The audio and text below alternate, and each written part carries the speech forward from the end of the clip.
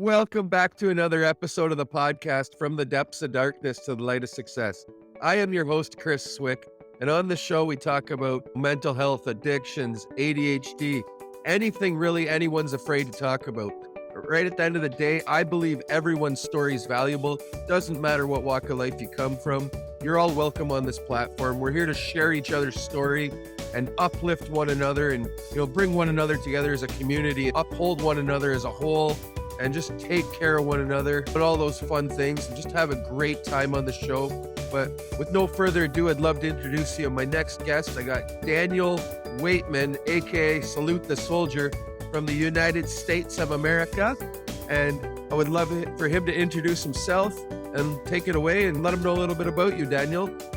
What's up? What's up, man? Depths of Darkness family. So happy to be here, Chris. Thank you, buddy. Like he said, yeah, salute the soldier, man. I'm a musician. I'm a soldier. I'm a daddy. I'm a regular bro struggling just like you guys, man. So happy to be here. Happy to talk with you guys today. Thank you.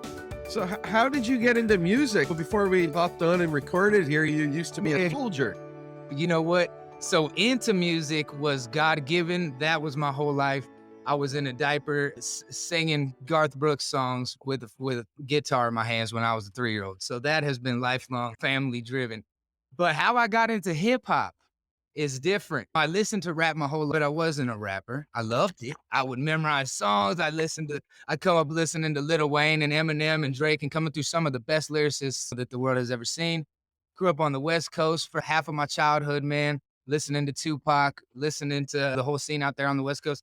So I always loved it. When I got in the Army, I was around a lot of people that were doing it, and they were freestyling at the time. And I'll be honest, at first it was driving me nuts, Chris.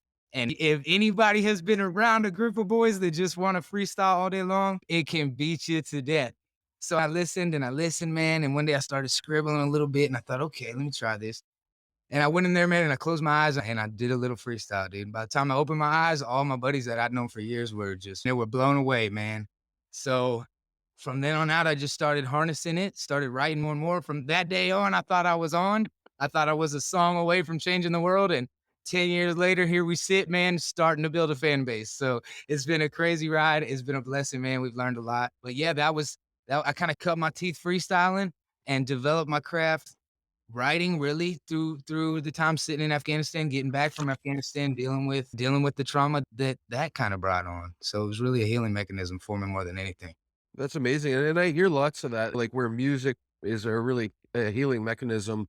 And that's where I get some of my healing from, listening to different artists that have gone through the same struggles I have, maybe have a different story cut out in the pathway they took to it. But we all have the same story with our struggles and our mental health, addictions and stuff like that along the route. We're all part of the same story and trying to find the solution together, man. And it's amazing that music's been that healing force for yourself as well. Yeah, it has, man. And I try to remind everybody that because I get a lot of messages from young artists like I once was, thinking I'm going to reach out. And sometimes they want to, let me give a couple artists. Sometimes they want advice, which I love, man. I'll sit there and I'll write them a book about here's the shortcut. Here's 10 years of Google in this paragraph I can give you. I love it, man. They want advice. They want to figure out how to get from where they're at to where I'm at. And the number one thing I try to remind them, because not everybody is built for this. This is a God-given talent. So it's hard sometimes when you're hearing this stuff and they love it as much as you love it. They might love it more than you love it, but they may not be built for it. At least at a professional level, I'm the man that I am. I feel like I'm only God, I'm only light, I'm only kindness. So I don't want to ever shit on anybody, man. So what I remind everybody, whether they're the best I've ever heard in my life or they just started and they need work, is do this for the therapy that brought you here. The music that you felt that healed you, go and you want to contribute to that, to society, go heal yourself with it first. And foremost, use it as therapy, as medicine. Get it all off your chest, get it all out.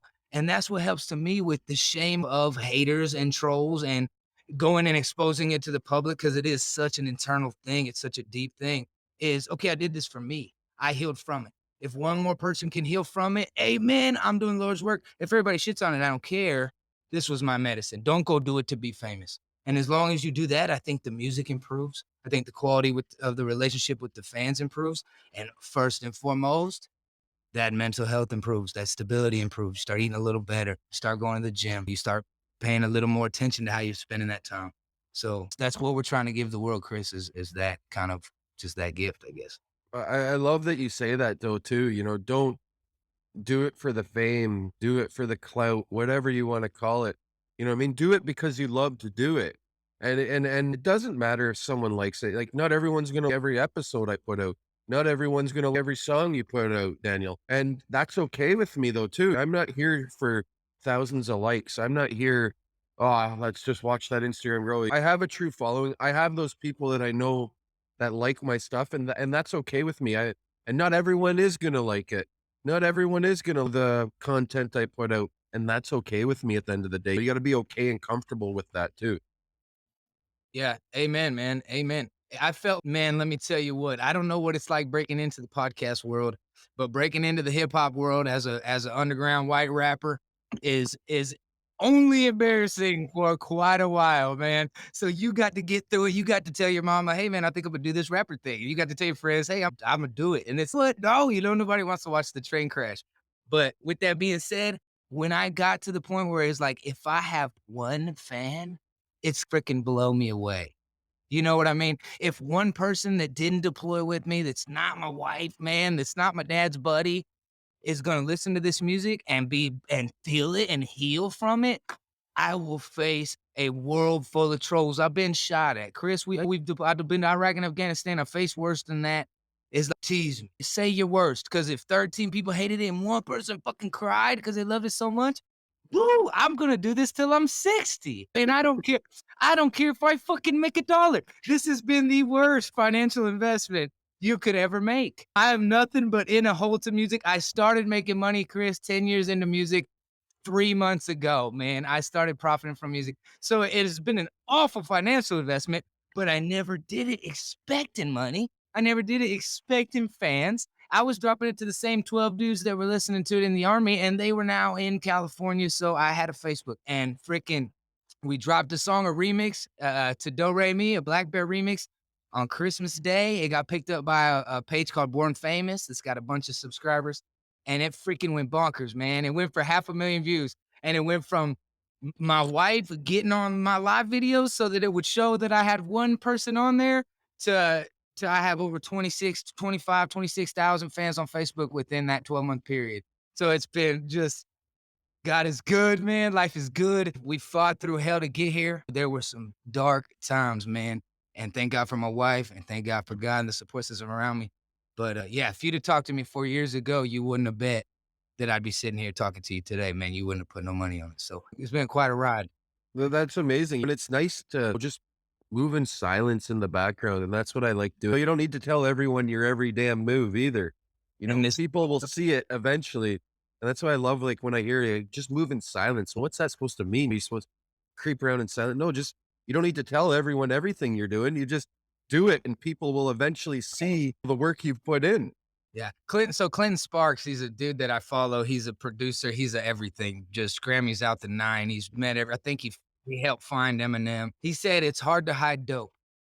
And when he said that, I was because I used to have so much anxiety about I got to put some content out. I'm going to lose my followers. I got the algorithm. I got to cater to this. I got to cater to that. And I was losing hope or losing focus of what mattered, which was I love doing this. And if it's becoming anything other than I freaking love doing this, then screw the money, screw a tour, screw anything like that. I've lost sight. It's hard to hide dope. If you got dope music, it's going to be found. I don't need to stress it. I don't need to sweat losing a follower, this troll or that troll. I feel like if I put it out there and the world's digging it, it's finna go. So that's changed. Cause yeah, in this world, man, they want us in your face 24/7. Feel like you lose a little bit, but you become numb to it, man. When I lived at the beach, I never went to the beach. So I don't want these songs to become like, oh, I'll catch one next Thursday because they're too important. I'm saying too much important things for you to catch one next Thursday. You got to hear this one. So, Nice. No, I yep. appreciate that, man. And everyone, where can they all find you before we go any further? You know what I mean? Like, you're probably on all the streaming platforms. You're on Instagram. You're on Facebook as Salute the Soldier. Anywhere else? I'm everywhere as Salute the Soldier. I'm dipping my toes into the TikTok world because I believe it's gonna be the future. It's here. It's not going anywhere. Trying to figure out how to use it. That's the only one that's different because for some reason somebody named themselves Salute the Soldier. So it's the real Salute the Soldier on TikTok. But Salute the Soldier, it'll tag all my videos and stuff. But Spotify, iTunes, Facebook is where our biggest following is at. So if you want to join the family there, the fan page, we're everywhere, man. Just Google it. That's all right, guys. Yeah, and so go check out Salute the Soldier, everyone. He's such an amazing artist. Real stories, right from the heart, speaks from the heart too about his past and everything in each and every one of his songs, trying to help everyone heal around him, man. And that's what I love about this man. So let's circle back a little bit to the army, man. You were in the army. How long were you in the army for? I was 6 years, man. 6 years, and you were doing. I was so I signed up to be a crew chief on Black Hawk helicopters. You fix the helicopters and then you fly. You're either a door gunner. Pretty much most of the time you're a door gunner. What I didn't expect was I got sent to a medevac unit, which hadn't even crossed my mind. I was young and a wrestler, full of testosterone and ready to go kill bad guys. And what God knew that I needed for my future wife and for my future fan base and for my kids was medevac, man. Was to go watch people hurt, was to shoot only when you're in a defensive posture. I'm not there to kill anybody. I'm handcuffed a bit for that, and I'm there to learn love and I'm there to learn compassion. Coming from a very alpha male, it would, you know what, it taught me everything I needed for this, where you have a bit of grizzle. I came up hard. I've been fighting my whole life. Nobody's trying me, but I can show love and I can show men it's okay to love. I love my woman. I love my kids. I love my brothers. I'm not, and you ain't teasing me for it. I think we're finally at a time in society where we're letting go of that. But yeah, that was it. It was medevac. It was my first job ever was medevac. I was flying helicopters. If you guys don't know what medevac is, it's medical evacuation through helicopters. Got famous from Vietnam, but it's called dust off. I got my unit right here. Shout out on my dust off boys out there, man. 45th Med, Charlie Company 5158. But yeah, somebody gets hurt in any way, and we go pick them up or get them off the battlefield and get them to a forward surgical team so that we have a chance to save their life. Use your imagination. It was tough, man. It's a tough. So I've seen a lot of things too. It wasn't just, you've probably seen some things that you can't unsee either. So Yeah. Me and all my brothers out there, man. No doubt. If you've got somebody around you and you know that they left that wire over there, make sure that they're doing okay, man. They might even seem like they're holding it together, but yeah, they saw a lot of crazy stuff. And then the next thing you know, you're walking around in Walmart, dude. And it's okay. What's going on, man? So yeah, it's none of my buddies are doing great. And I would say most of them are doing terrible, to be really honest with you. I think most of them are a decision away from suicide, a loss away from suicide, a divorce away from suicide. Most of them don't leave their house for any damn reason. Yeah, check on them, man, because there's a whole bunch of us now. We were over there for over a decade. It ain't like it's rare. When I was growing up, if you met somebody that was in the army, it was like, holy crap, that guy was in the army.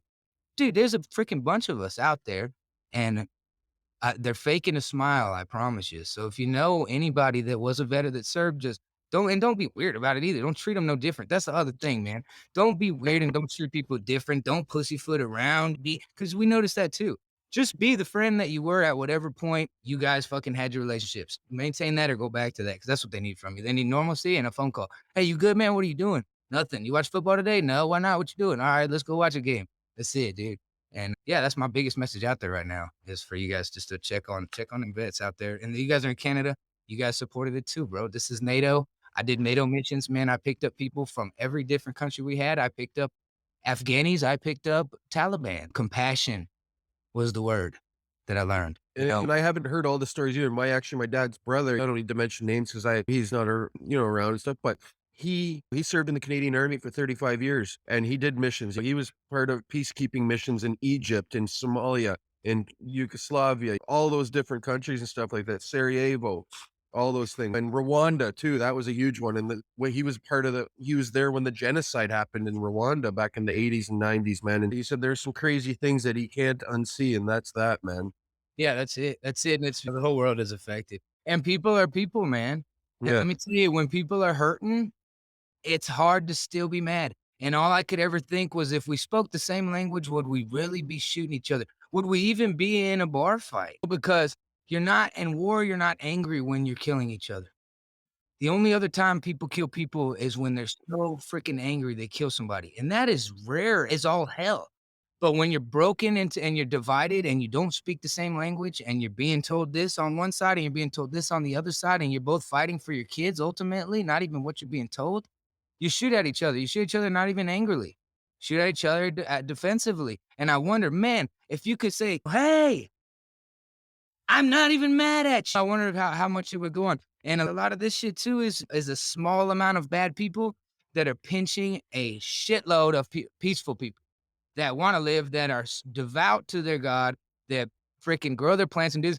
And there's a fraction of people that are so heinously evil that they have terrified a mass populace. But it's a small group, and it's sad. But yeah, so that's some of the deal over there. So what was it that made you leave the army then, Daniel? I I was when I went in, I was they say "Hua," man. I was fucking super soldier. I loved it. I wanted to fly helicopters, and things started to change as I matured and as I started to lose brothers. So I had 3 of my personal friends die in helicopter crashes, and then I started to wake up to the reality of what this was. I had 2 beautiful sons. They got born, and I was looking at those reenlistment papers a lot differently because anybody that's in the military will tell you your wife, your kids, all that stuff is a luxury. It's treated as a secondary thing. "Ha oh man, you miss your wife? Okay, yeah, me too, bud.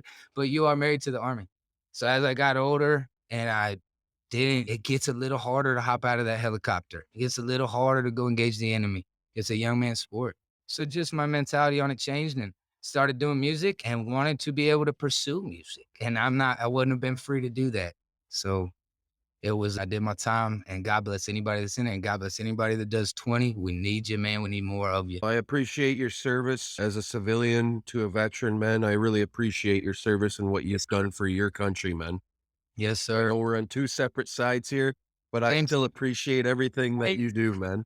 same team, buddy. They're dying together on the battlefield. We always Yeah.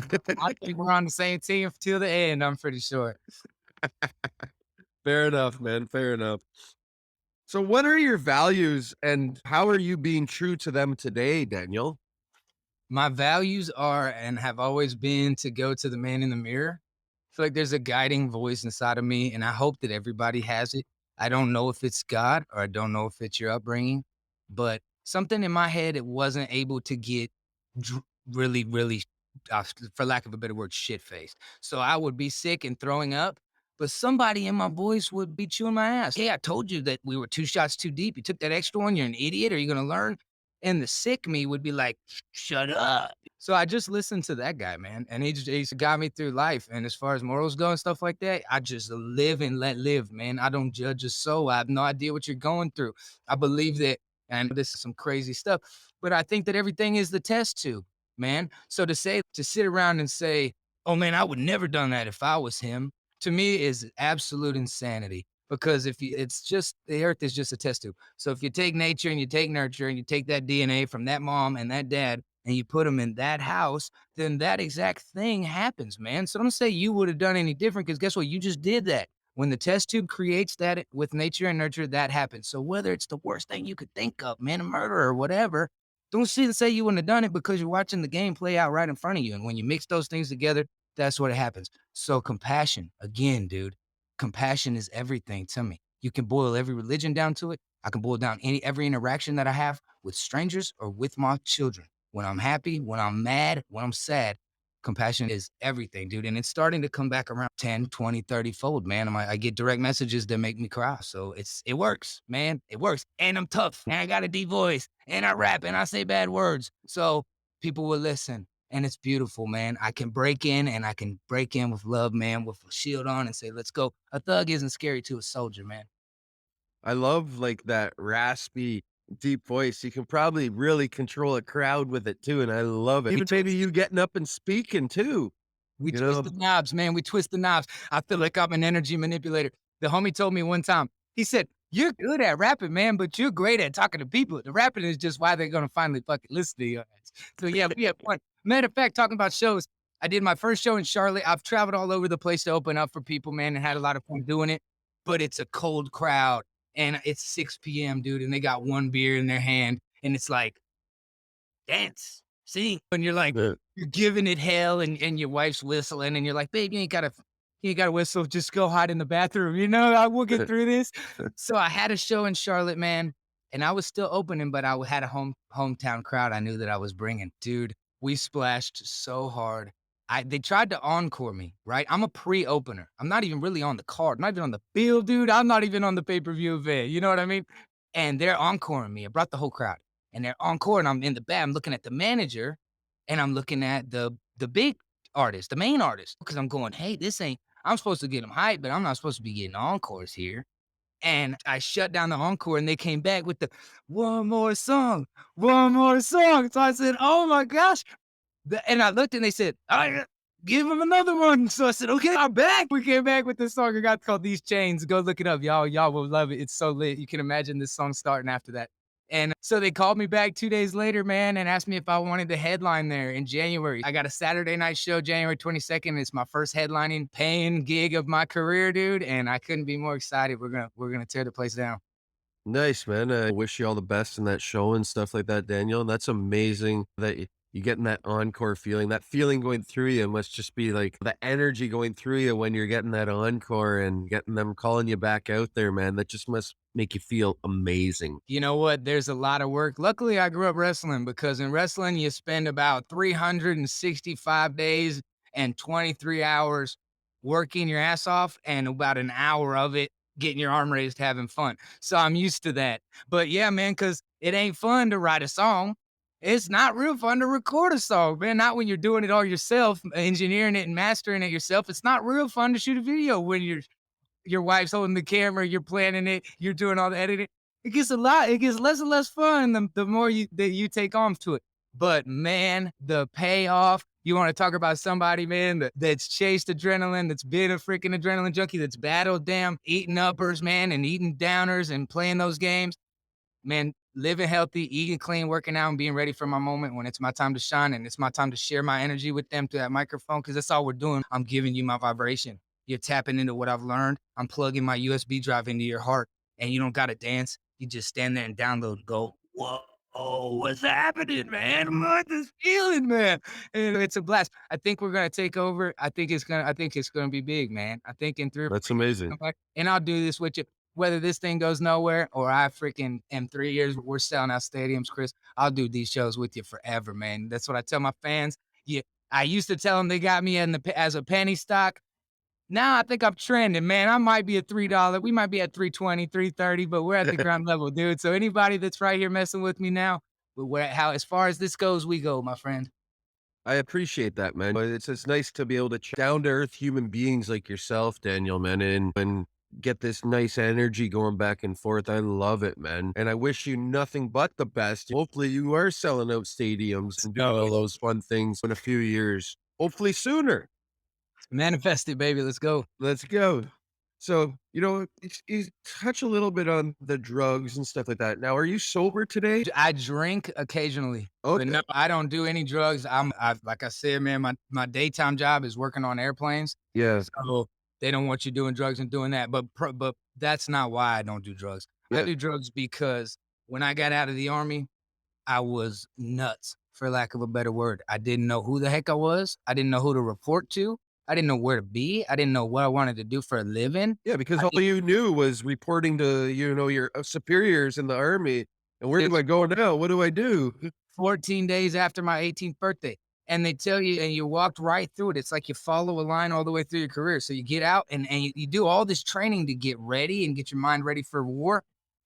And then you just get handed a piece of paper and they shake your hand and you're out. There's no detuning, Chris, which I think is crazy. They need an anti basic training. You know what I'm saying? They need an antidote to all that. They spin you up and then they turn you loose. And that's not to me, it's not optimal, man. You ought to have a year of decompress. I don't know how they would do it, but man, for mental health reasons, it would be best. So I was spun out, man. So obviously, and I was in an army marriage. Anybody that knows what that means knows what that means. It wasn't love.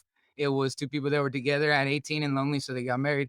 And so we ended up divorced, and that spun out ugly as can be. I dumped everything I had, all my emotion inside of me into my two kids. So the world was crazy. I was crazy. Everything was crazy, but it didn't matter if I was just baby talking this kid. And then when I went to seeing my kids every other weekend, dude, and I was left to my own devices with no friends because I'm in a state that I'm in because of my marriage and my divorce, not because of my family being here.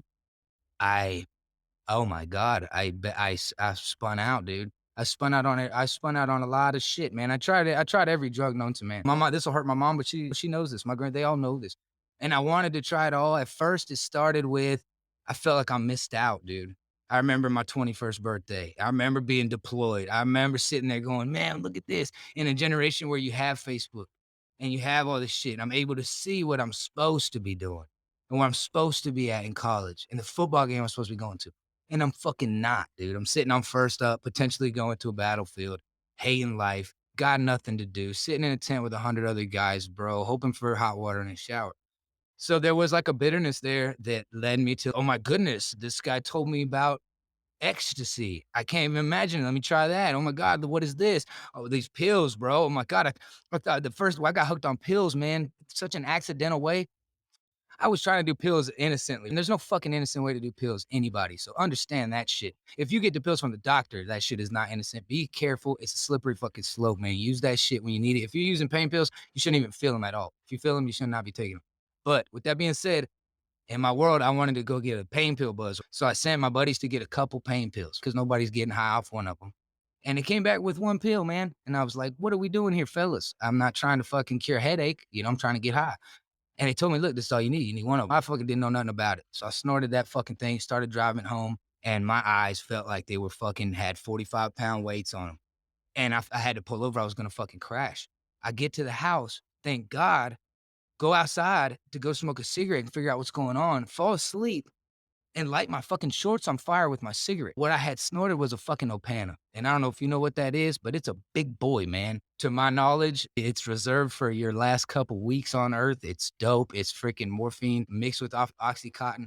And I was on it, man. I was on it. And now the dude lived like a street away from me, bro. So fought that for a little bit, got off of that, just like smoking a pound of weed a damn month, and then had a buddy that I started making music with and that had an Adderall prescription, which again started out innocent enough. Same shit. He'd show up and I would use it. Like to me, it was like, oh, it's a tool. I'm gonna sit here we had a duo at that time, and I'm gonna sit here and I'm gonna write 30 songs, and this is great for me, and this is gonna move me along and all this shit. And let me tell you, dude, if you're on any sort of drug that's giving you energy today, that shit is not giving you energy. It is taking tomorrow's energy. So the longer you are borrowing tomorrow's energy, I fucking promise you, it's coming off the back end. You're not Superman. You don't get extra energy, you get tomorrow's energy.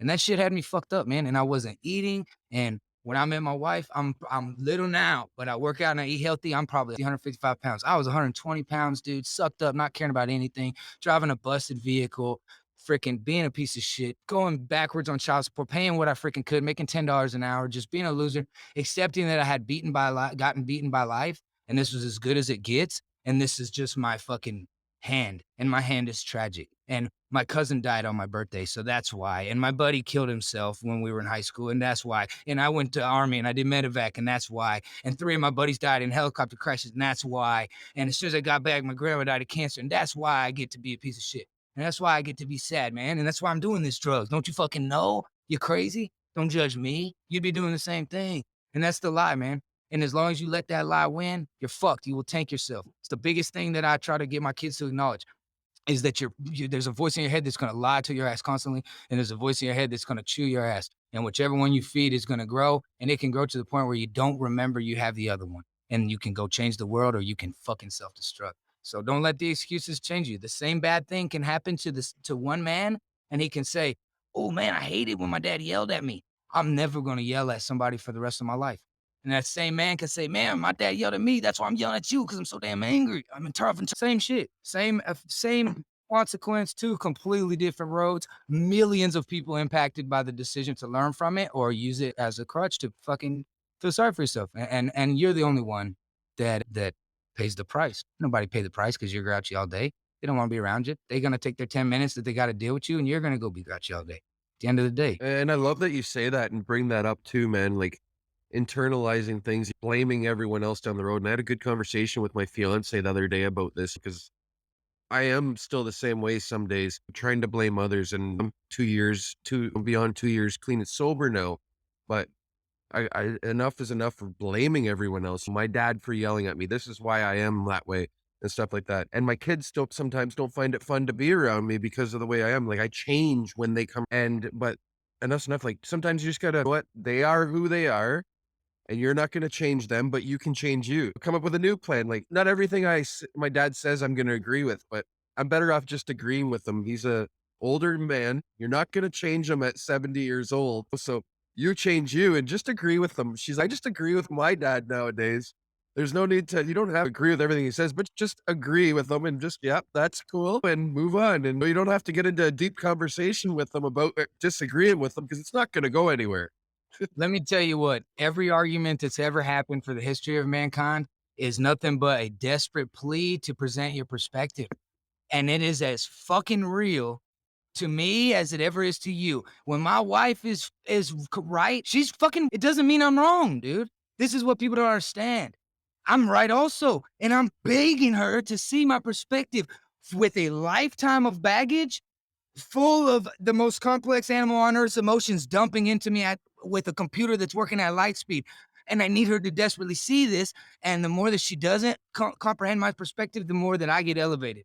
Every argument that's ever happened is just a plea to understand my perspective, even if they seem as wrong as can be. I told you, bro, if you put nature in and you put nurture in and you stir it up and it becomes that, buddy, it's that. You wouldn't have done it any different. Watch, it's science, it's math, it's the universe. Watch it play out right in front of your face. You would have done it. You are doing it, man. God is right here with you. It's inside. It's a spark that's making you go. So, yeah, I don't do that. You know what I do? Because I watched my dad and my grandpa ruin their relationship over politics. And guess what? No president ever showed up to dinner. Not even once, dude. You would think, bro. 20, 30 years, kick them out the house, 6-day vacation turned to a 2-day vacation. Dude, George Bush didn't show up, man. Obama didn't show up, dude. None of them showed up. So what I do is I only give a crap about what I can touch, right? If I can't touch you, if I don't see you, if you're not in my text inbox, you cannot control me emotionally. I don't have live television. I tune into I tune into the people around me and I dig on those frequencies, and the world's not as sick as you think it is. And I don't tell people shit. I just show them. I just show them. I'm like, "Yeah, dude, yeah. No, I'm still working. I don't make that much off music. You can't live off fucking $500 a month." No, I go to work 10 hours a day. I got 2 kids from my first marriage. I'm raising 2 kids that are fully mine now. I got 4 kids. Yeah, no, I'm tired. Yeah, no, look, I did a haircut. Yeah, no, look, here's the fucking reality behind all this shit that you're seeing and all this garbage and all this dump in your face. And then people change, man, because you ain't gonna tell them shit. All they want you to do is understand the perspective. They don't want to be told nothing. And if you can understand their perspective and be like, that's fucking awesome, man. All right, I'm heading to the gym, dude. I feel so fucking good. I can't wait for summer. Then maybe one day they go to the gym with your ass because you're laughing and you're smiling and you're listening, you're loving, you're succeeding, you're winning, you're glowing, you're pretty, you're beautiful. It's just the rice experiment, man. I'm telling everybody I love them because that bag of rice turns moldy when you tell it you hate it, and it stays fresh when you tell you love it, man. So I'm just putting that into everybody I see, and it's working. It's worked out. It's got me here, man. It's got me I, here. I So I love the energy you pour into every conversation, into every song. I love that energy, Daniel. But we have come to the end of the show today, man. But yes, I appreciate you coming on the show today to share everything that you have, man. Again, tell them where you can find you. yeah, salute the soldier. It's whatever you use, man. If you use Spotify, Amazon, iTunes, if you want to be with the biggest group of our fan base is on Facebook, just salute the soldier there too. Instagram, salute the soldier. And if you're on TikTok, find me at the real salute the soldier and tell your kids to find me, man. My fan base is 25 to 55, but tell your kids to go find me, man. There's some lessons in there for the youngsters too. I appreciate that, man. And before we go, guys, hit up that YouTube channel, hit that subscribe button, turn on those notifications for the show so you can see all the interviews. Head over to Spotify, leave a review, as you can leave reviews now for podcasts over there. I love it. And head over to Apple Podcasts, leave that 5-star review, write a little blurb. But again, thanks again for coming on the show, Daniel. I really appreciate you taking the time out of your day to do, man. And I hope you have a great rest of your day. Thank you, buddy. Chris, you too, guys. Salute.